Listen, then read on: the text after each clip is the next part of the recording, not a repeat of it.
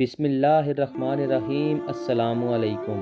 روایت ہے حضرت ابن عمر سے، فرماتے ہیں کہ فرمایا نبی صلی اللہ علیہ وسلم نے اسلام 5 چیزوں پر قائم کیا گیا، اس کی گواہی کہ اللہ کے سوا کوئی معبود نہیں، محمد صلی اللہ علیہ وسلم اس کے بندے اور رسول ہیں، اور نماز قائم کرنا، زکوٰۃ دینا اور حج کرنا اور رمضان کے روزے رکھنا۔ حضرت ابو ہریرہ رضی اللہ تعالی عنہ سے روایت ہے کہ نبی پاک صلی اللہ علیہ وآلہ وسلم نے فرمایا، ایمان کی چند اور 70 شاخیں ہیں، ان سب میں اعلیٰ یہ کہنا ہے کہ اللہ کے سوا کوئی معبود نہیں، اور سب سے ادنا تکلیف دہ چیز کا راستے سے ہٹانا ہے، اور غیرت بھی ایمان کی شاخ ہے۔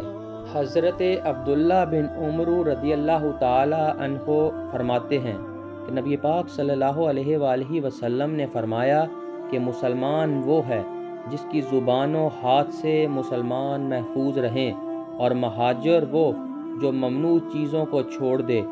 یہ بخاری کے الفاظ ہیں اور مسلم میں ہے۔ فرماتے ہیں کہ کسی شخص نے نبی صلی اللہ علیہ وسلم سے پوچھا کہ کون مسلمان بہتر ہے؟ فرمایا، جس کی زبان و ہاتھ سے مسلمان امن میں رہیں۔ بیان کی گئی اس حدیث کی شرح: آپ عمر ابن عاص ابن وائل کے بیٹے ہیں، اپنے والد سے پہلے ایمان لائے۔ آپ نے ہی حضور صلی اللہ علیہ وسلم کی اجازت سے احادیث لکھی، جن کی تعداد 700 ہے۔ بڑے عالم، بڑے متقی عابد تھے، آخر میں نابینا ہو گئے تھے۔ طائف یا مصر میں وفات ہوئی۔ کامل مسلمان جو شرعاً ہر طرح مسلمان ہو، وہ مومن ہے، جو کسی مسلمان کی غیبت نہ کرے، گالی، طعنہ، چغلی وغیرہ نہ کرے، کسی کو نہ مارے پیٹے، نہ اس کے خلاف کچھ تحریر کرے۔ یہ حدیث اخلاق کی جامع ہے۔ مسلمانوں کی سلامتی کا ذکر خصوصیت سے اس لیے فرمایا کہ بعض صورتوں میں کفار سے لڑنا بڑنا، انہیں برا کہنا عبادت ہے۔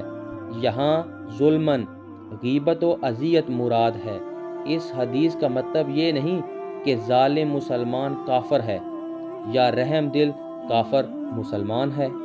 کامل مہاجر وہ مسلمان ہے جو ترک وطن کے ساتھ ترک گناہ بھی کرے، یا گناہ چھوڑنا بھی ہجرت ہے جو ہمیشہ جاری رہے گی۔ اس کے ساتھ ہی ہماری اس ویڈیو کا اختتام ہوتا ہے۔ نیکسٹ ویڈیو تک کے لیے اللہ حافظ۔